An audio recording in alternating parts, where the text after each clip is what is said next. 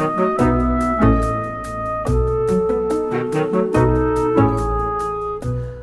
there, I am the book lady, and I have brought some wonderful books. I also have brought a friend. Well, it's not really my friend. It's my granddaughter, but we're friends too, even though I'm old and she's not. Hello. Oh, let me show you the books we've brought today. There's a series of these books, and I've done some of them for you, but this one is If You Give a Pig a Pancake. It's hilarious. And we're going to talk about the fact that this book is sort of written in a circle. And I'll explain that to you. Then we're going to read If You Give a Cat a Cupcake. Now, Laura Numeroff wrote both of these and others. And her illustrator, what is an illustrator? The artist, the person who draws the pictures in the book, is Felicia Bond. And they're a good team. And they don't live near each other. But she writes the story, and Felicia draws the pictures, and they've got a special recipe here. Then, now you know I don't do this very often. If we have time, I'm going to read The Bear and the Duck. And I just think this is a sweet, wonderful book about, well, friendship and caring about someone else. I think you'll like this one. But we're going to start with If You Give a Pig a Pancake. All right. Cece, Yes. are you ready for this one? Yes, I'm totally excited.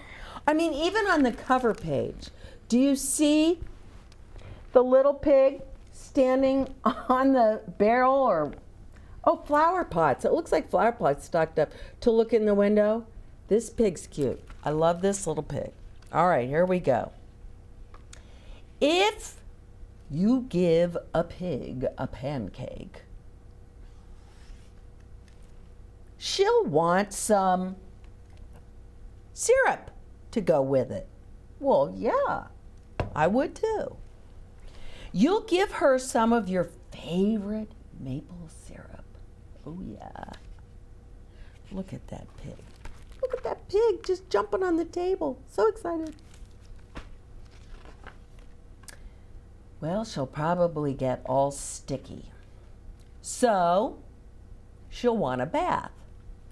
Of course. She'll ask you for some bubbles.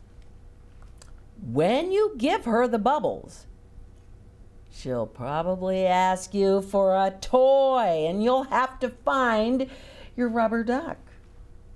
And guess what? I looked for a rubber duck, and I don't have my rubber duck. Couldn't find it. The duck will remind her of the farm where she was born. And she might feel homesick and want to visit her family. She'll want you to come too.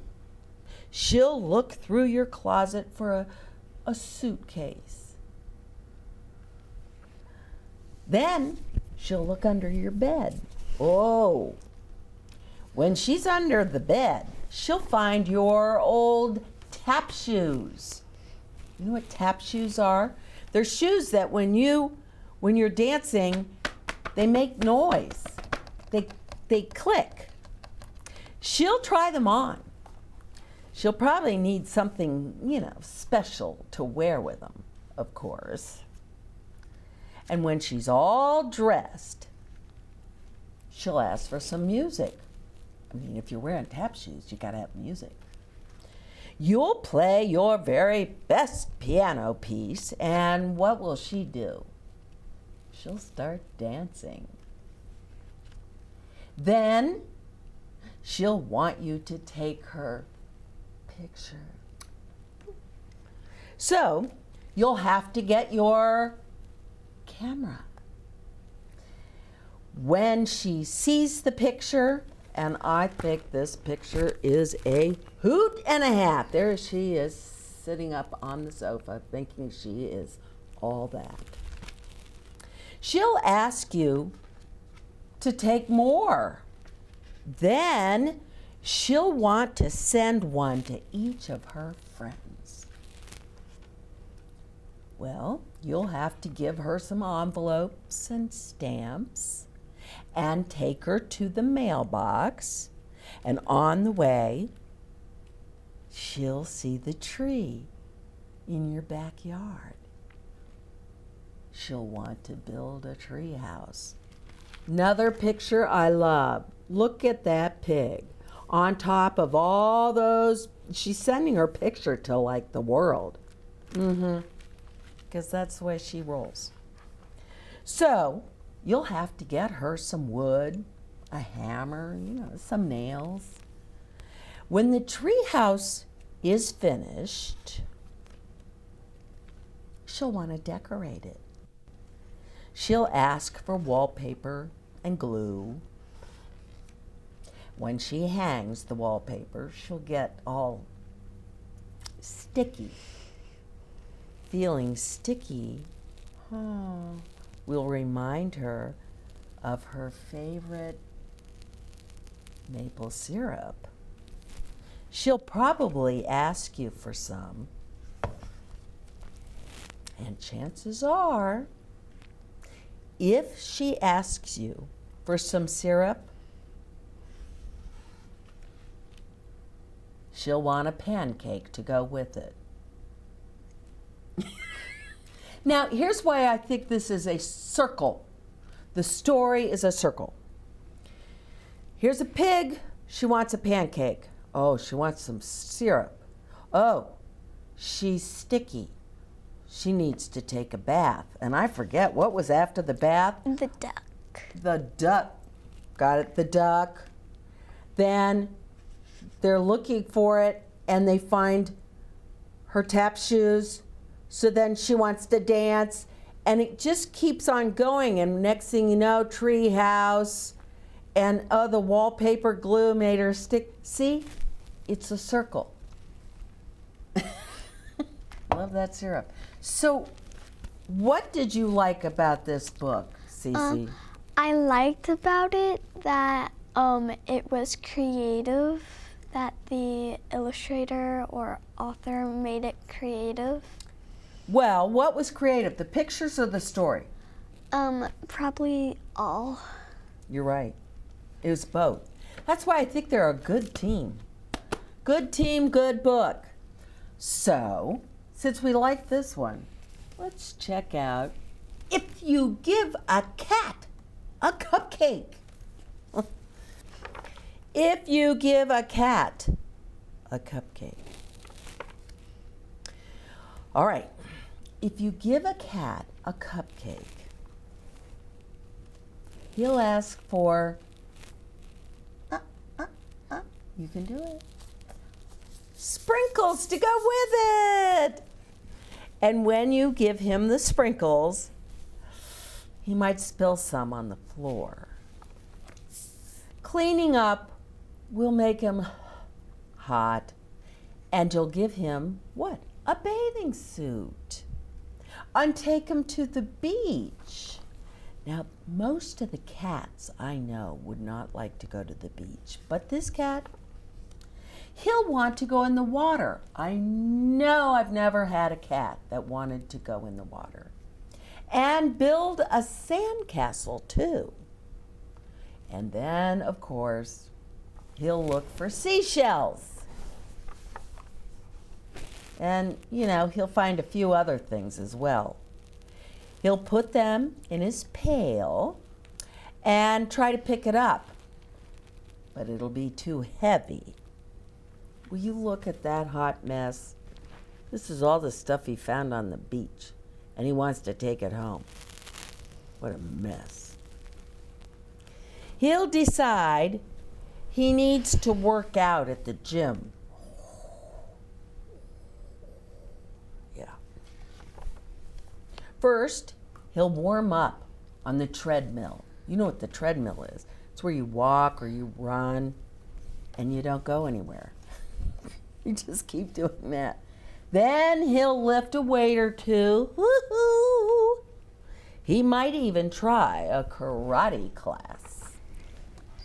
After the gym, he'll want to go to the park.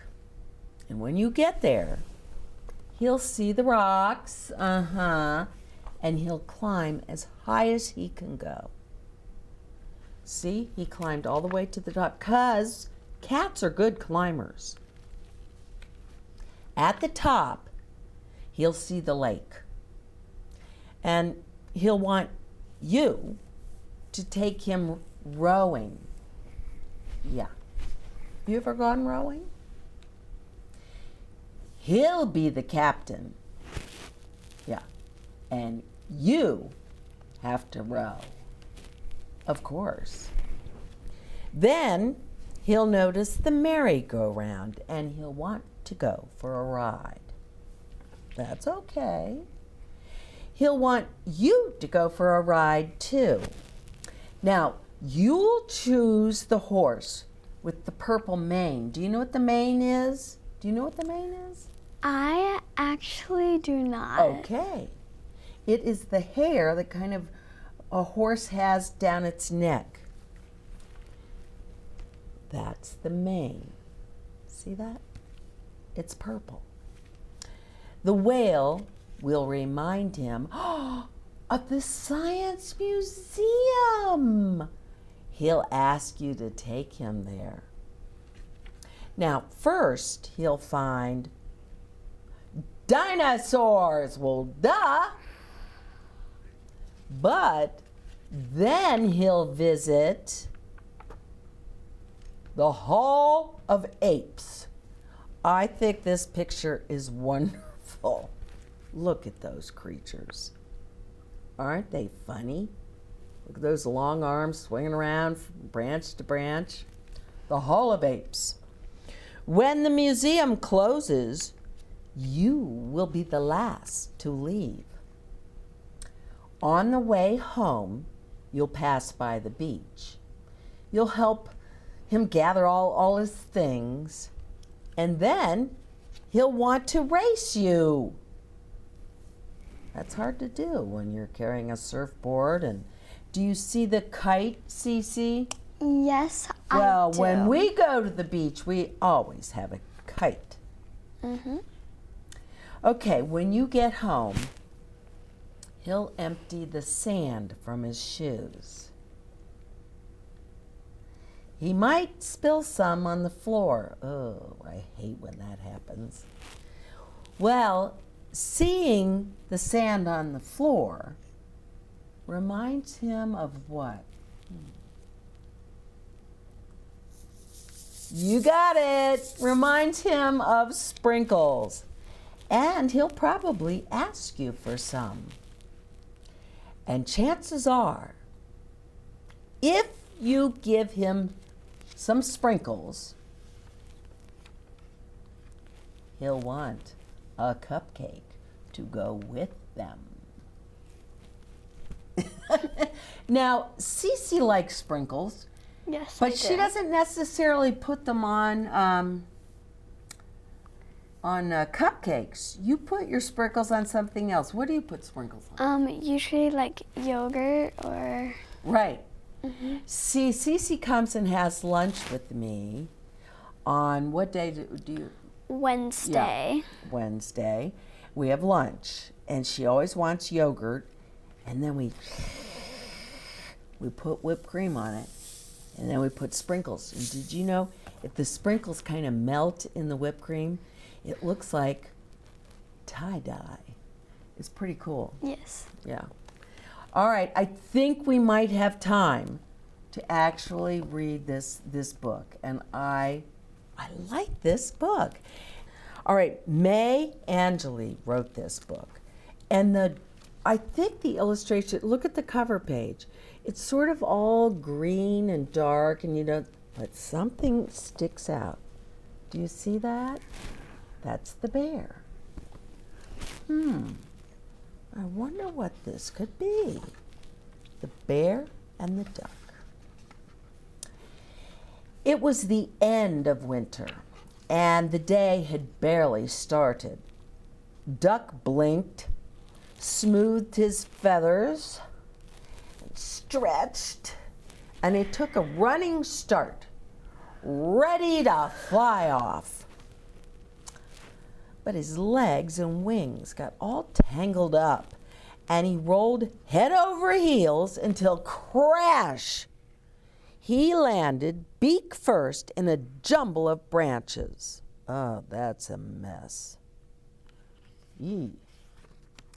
The racket startled Bear from his slumber, because you know bears go into a den or a cave and sleep all winter. What's going on? Is it spring already? And he went back to sleep.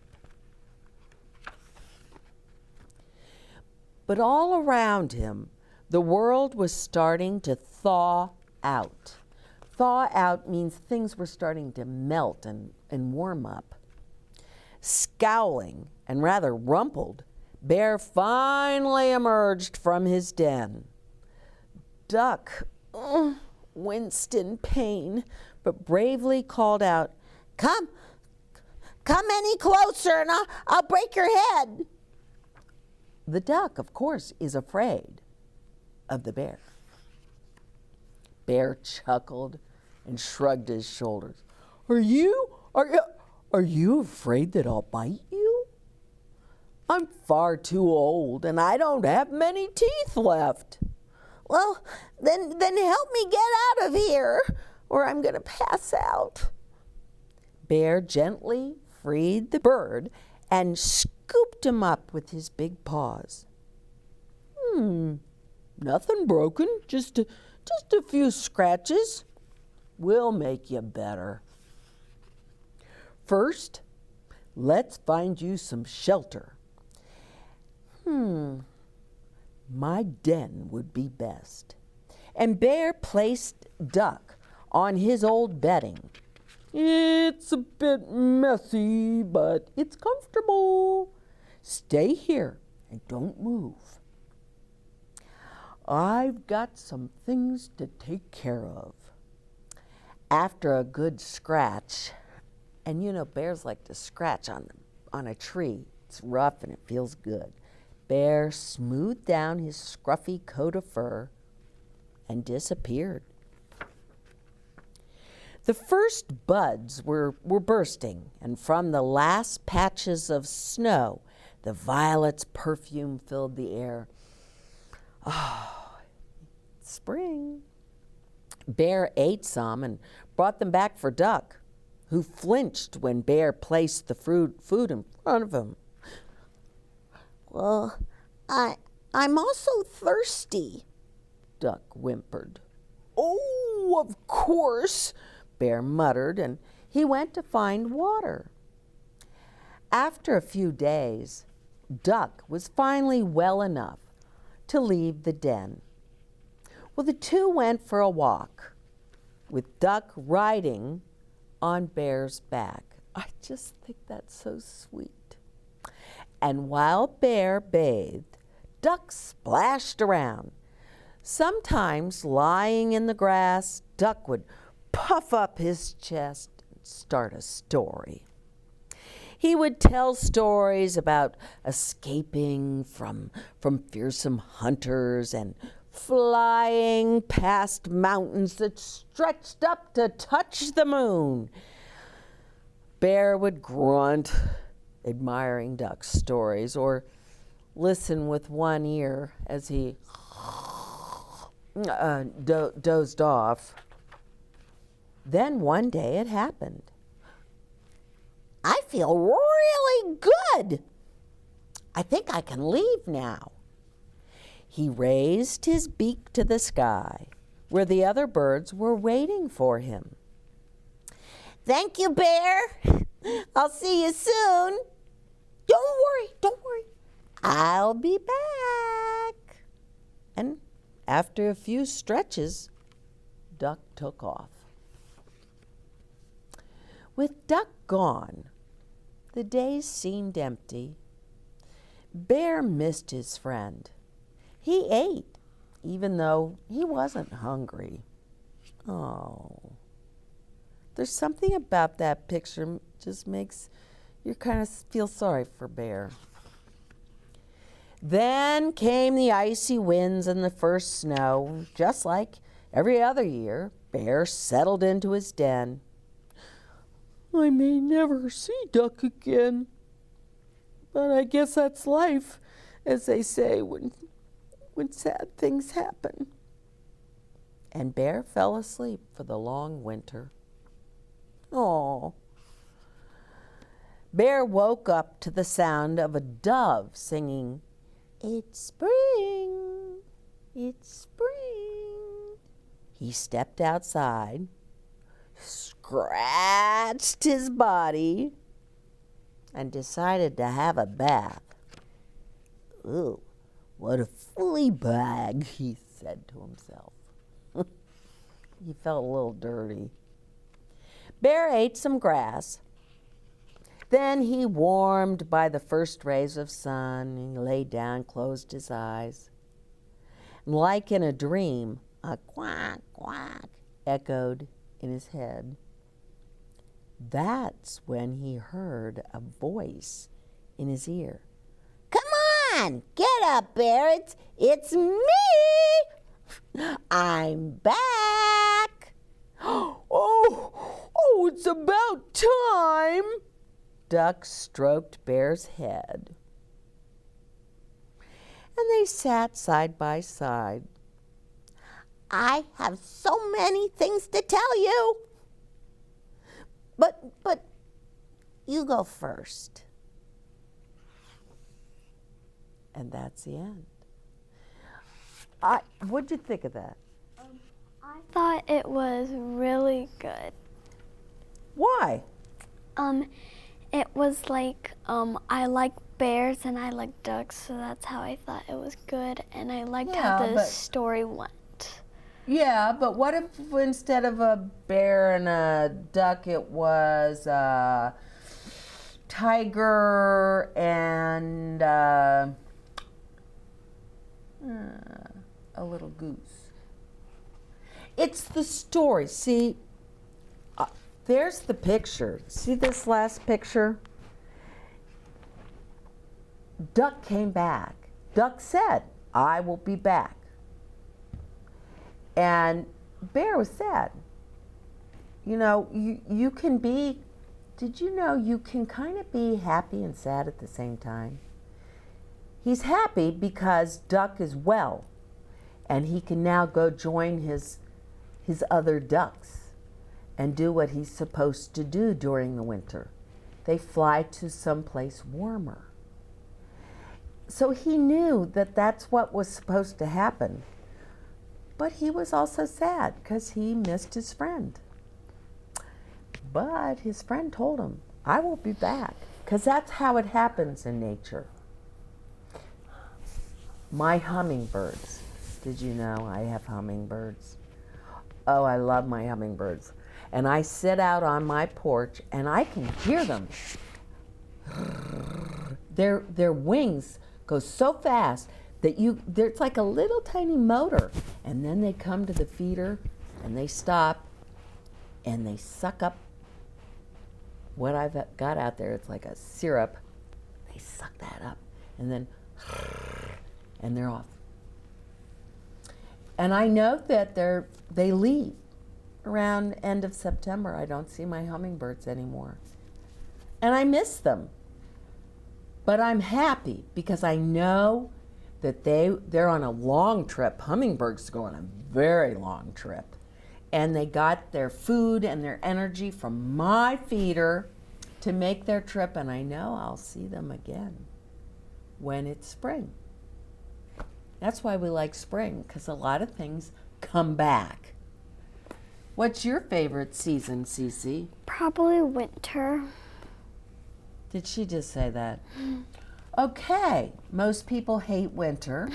So could you explain to us why you like winter, goofball? Well, I like spring as well, but I like winter because you can just play in the snow and it's fun and Yeah, you get to make like hot cocoa and like inside, and that's what I like. Okay.